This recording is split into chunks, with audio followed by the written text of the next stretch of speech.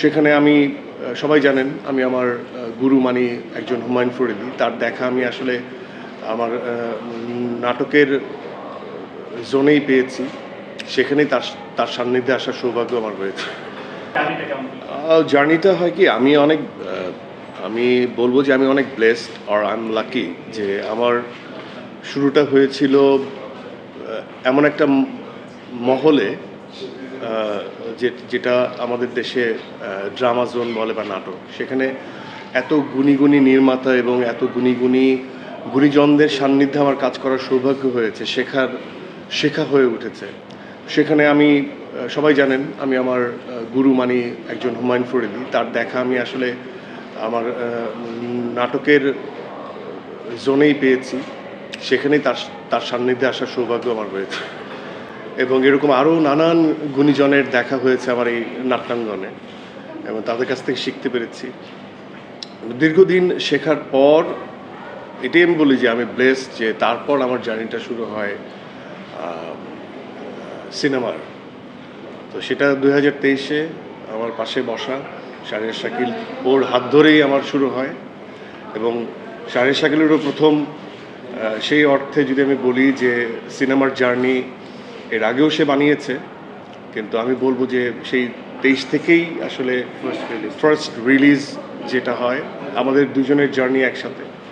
তো আমি আমার অভিনয় দক্ষতা বা অভিনয় যে এটা যে একটা আর্ট ফর্ম, এটা যে একটা শিল্পী ধারণ করে, লালন করে, এটা আমার নাট্যাঙ্গন থেকেই আমার এটা পাওয়া, সিনিয়রদের কাছ থেকে সেটার প্রতি আন্ডারস্ট্যান্ডিং তৈরি হওয়া এবং তারপর সেটার কিছুটা অ্যাপ্লিকেশন বিগার গ্রাউন্ডে করা, মানে সিনেমাতে। সো ওই ব্লেসিংস, ওই আশীর্বাদ, এত মানুষের আশীর্বাদ নিয়ে আমার পদচারণা শুরু হয় সিনেমায় এবং 2023-এ আপনারা জানেন যে আমার প্রথম যে সিনেমা সুড়ঙ্গ সেটা বেশ দর্শক নন্দিত হয় এবং আমি সবসময় বলি যে ক্রিটিক্যালি এক্লেমড অ্যান্ড ম্যাস পিপল এর ভালোবাসা দুইটাই দরকার হয়। তো সেই জায়গার থেকে একটা বাংলাদেশি সিনেমা কেমন হওয়া উচিত আমার দর্শকদের প্রতি উপহার থাকে যে আমার বাংলাদেশি সিনেমা এবং সেখানকার জনরাটাও ছিল একদমই বাংলাদেশের পটভূমিকে ঘিরে। সেখানেও একটা ট্রু ইভেন্টের ছোঁয়া ছিল এবং তারপর আমার দ্বিতীয় রিলিজ দাগি পুরোপুরি বাংলাদেশি সিনেমা ছিল। সেখানে একটা রিডেমশনের গল্প ছিল, আত্ম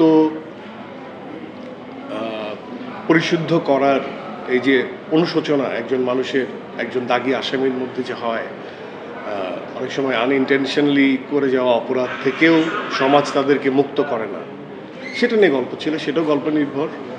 এবং আবার এই 2026-এ সেটা ছিল শিহাব শাহীনের, প্রথমটা ডিরেক্টর ছিল রায়হান রাফি এবং 2026-এ আবার রেদন রনিকে নিয়ে আসলাম আমরা দীর্ঘ 10 থেকে 11 বছর পর সিনেমার পর্দায়, তার কামব্যাক এবং তার সাথে আমাদের এটাও একটা ট্রু বেস গল্প। তো আমার একটা ইচ্ছে থাকে যে বাংলাদেশি গল্পগুলো, সিনেমার গল্পগুলো মৌলিকতার ছোঁয়া থাকবে, আমাদের দেশীয় কন্টেন্ট থাকবে।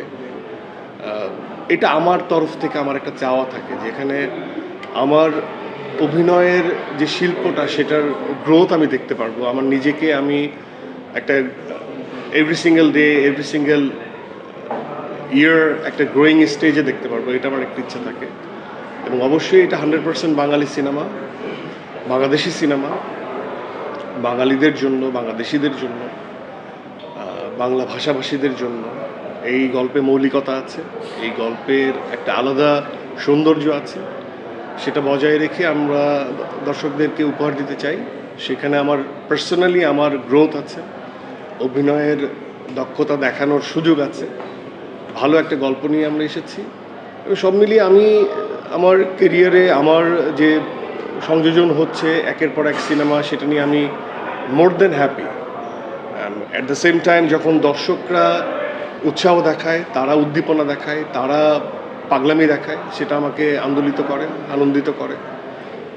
সব মিলিয়ে আমি আসলে কি বলবো যে সোনায় সোহাগে এবার ঈদ আমার। একটু মানে মাটি খোঁড়া দিয়ে শুরু, এখন বড় তো আমরা জানতে পড়ছি আমাদের কাজাকিস্তানের অভিজ্ঞতাটা কেমন? এই অভিজ্ঞতার কথা আমি এর আগেও বলেছি, বারবারই বলেছি। আমি একটু অন্যভাবে বলি। আমার এই ৩টে সিনেমার জার্নি শাহরিয়ার শাকির আমার দোস্ত, তাদের প্রোডাকশন হাউসের সাথে। তারা একবার সেট করে দিল আমি মাটি খুঁড়বো, তারাই সেট করে দিল আমি মরুভূমিতে চলবো। এবং প্রত্যেকবার আমাকে আমার এই প্রোডাকশন হাউসের সাথে আমার সখ্যতা দিন দিন আরও গাঢ় হচ্ছে, দৃঢ় হচ্ছে এই জন্য যে প্রত্যেকবার আমাকে একটা টাফ জব দেওয়া হচ্ছে।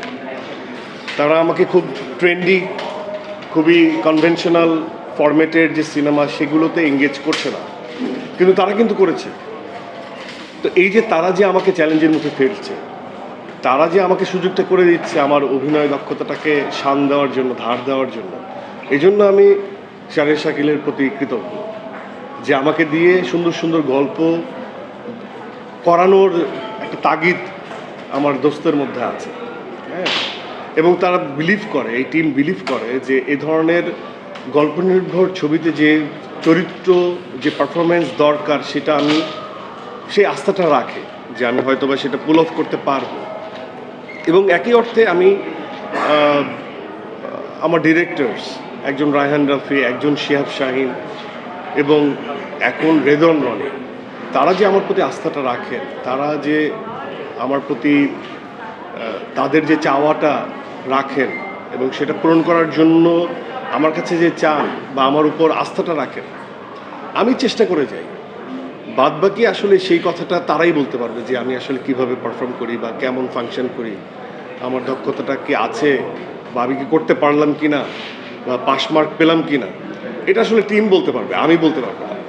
বাট আমার ভালো লাগে যে আমার এই জীবন বান্ধব, জীবনের কাছাকাছি চরিত্রগুলো যখন দর্শক দেখে, একদম সামনাসামনি দেখে আমাকে জড়িয়ে ধরে, আমাকে প্রশংসা করে, আমাকে দোয়া দেয়।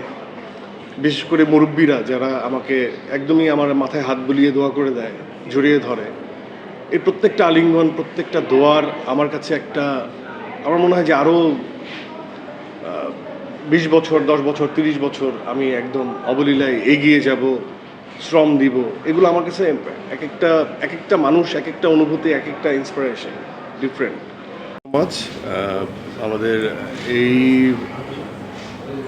এই ছোট একটা যতটুকু আমরা যাত্রা পাড়ি দিয়েছি এই পর্যন্ত, আমাদের যে সাকসেস বা আমাদের যে অ্যাপ্রিসিয়েশন আমরা পেয়েছি আপনাদের কাছ থেকে, দর্শকদের কাছ থেকে, আমার মনে হয় যে কোনো কিছু সঠিক, সুন্দর, অনেস্টি দেখিয়ে, ডেডিকেশন দেখিয়ে পুরো টিম যখন কাজ করেছে সেটার একটা বহিঃপ্রকাশ। এটা খুবই অনাকাঙ্ক্ষিত কিছু না, আমার মনে হয় এটা কাঙ্ক্ষিতই ছিল এবং আল্লাহ সদয় হয়েছেন। আর যে কোনোই এ ধরনের যে ফিডব্যাক, সেগুলো আমাদের টিমের জন্য সেটা আনন্দের, সুখের, এবং সেটা এই সুখটা ছড়িয়ে যাক সবার মাঝে, সেটাই আমরা প্রত্যাশা করি। And your talking about the international release, দেশের বাইরেও রিলিজ হচ্ছে এবং সেটা নিয়েও আমরা বেশ, আমি তো খুবই চার্ম ফিল করছি এবং দ্য টিম ইজ, এটা শাকিল আরও বেটার বলতে পারবে, উই আর লুকিং ফরওয়ার্ড যে আমরা দেশের তো রিলিজগুলো হচ্ছেই, এছাড়া ইন্টারন্যাশনালি কোথায় কোথায় রিলিজ হবে বা হতে যাচ্ছে সেই ইনফরমেশনগুলো টিম থেকে জানানো হবে আপনাদেরকে অবশ্যই।